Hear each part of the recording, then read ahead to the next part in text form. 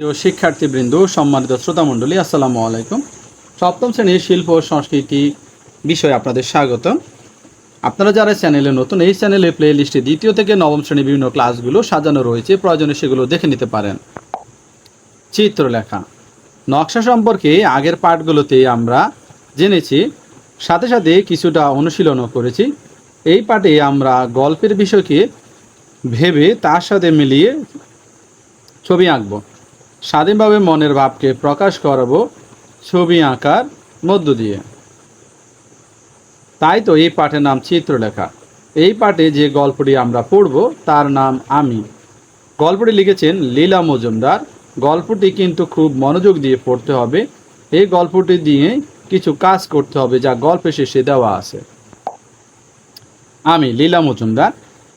এই যেটাকে আমি কাঁধে করে নিয়ে যাচ্ছি সেটাকে কি লাঠি ভেবেছ? মোটেই না। ওটা হলো গিয়ে আমাদের চাকর যোগুর ছাতার বাঁট। যোগু ওটাকে হাঁটুর ফাঁকে গুঁজে ট্রামে চেপে বাজারে যাচ্ছিল। এমন সময় একটা দুষ্ট লোক ওর মধ্যে একটা আধ ফোড়া বিড়ি ফেলে দিয়েছিল। তাই ছাতার কাপড় চোপড় পুড়ে একাকার। যোগুর রাগ দেখে কে বাড়ি এসে চড়ে ওটাকে শেণের নিচে ফেলে দিয়েছিল। আমি লোহার খোঁচাগুলো ছাড়িয়ে ওটাকে নিয়েছি। লাঠির আগায় পুটলি বাঁধা দেখেছ? ওতে আমার টিফিন আছে। পিসিমার ডুলি থেকে বের করে নিয়েছি। ওরা আমাকে কেউ কিছু দেয় না, তাই নিজেই নিতে হয়।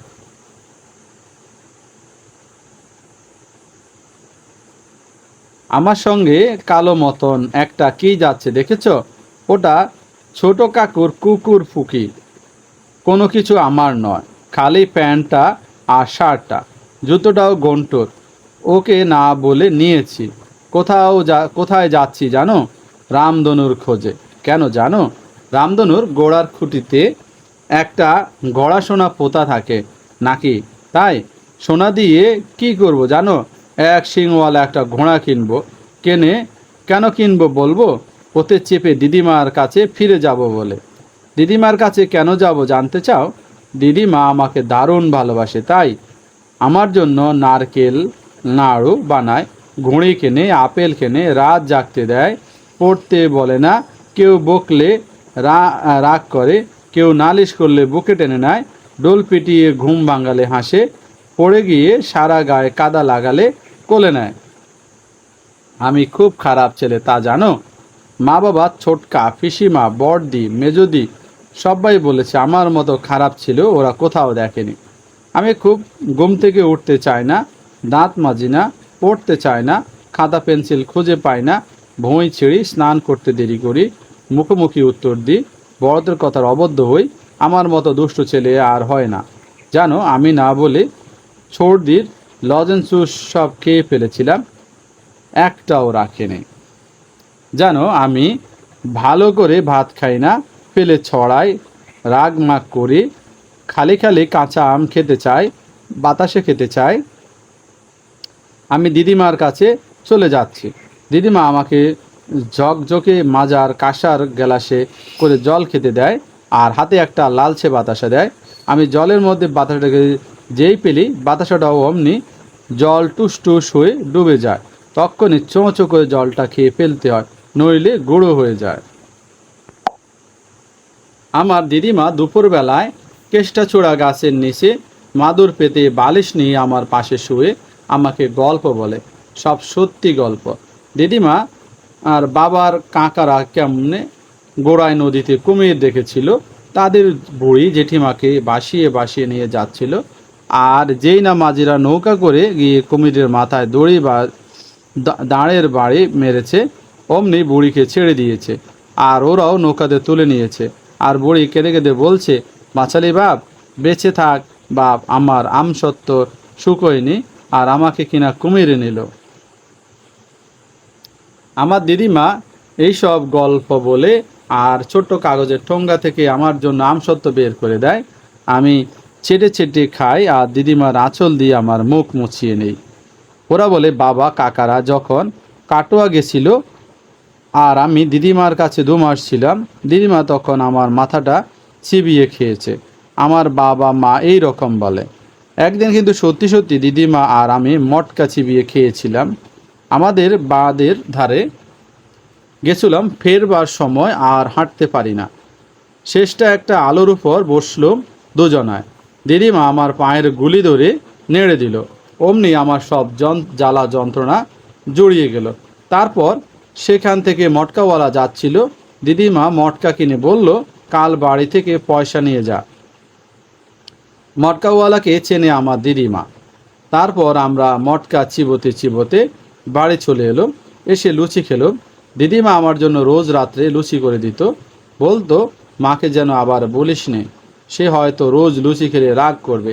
মাকে আমি কিছুই বলিনি। দিদিমা আমাকে বেড়ার কোলে শুইয়ে দিত।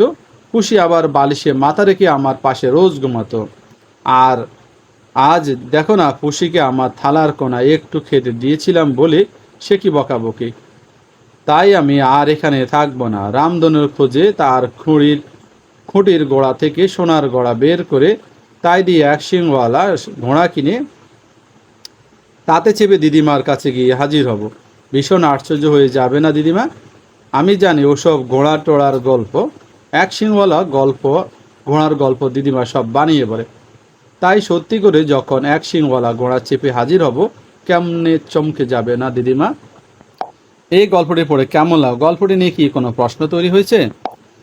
মনির চৌধুরী সম্পর্কে এখানে একটা আলোচনা আছে। মনির চৌধুরী ছিলেন শিক্ষক, নাট্যকার, সুবক্তা, বাংলা কিবোর্ডের প্রবর্তক, বাংলা ভাষার আন্দোলনের কর্মী এবং সর্বোপরি আমাদের শহীদ বুদ্ধিজীবীদের একজন।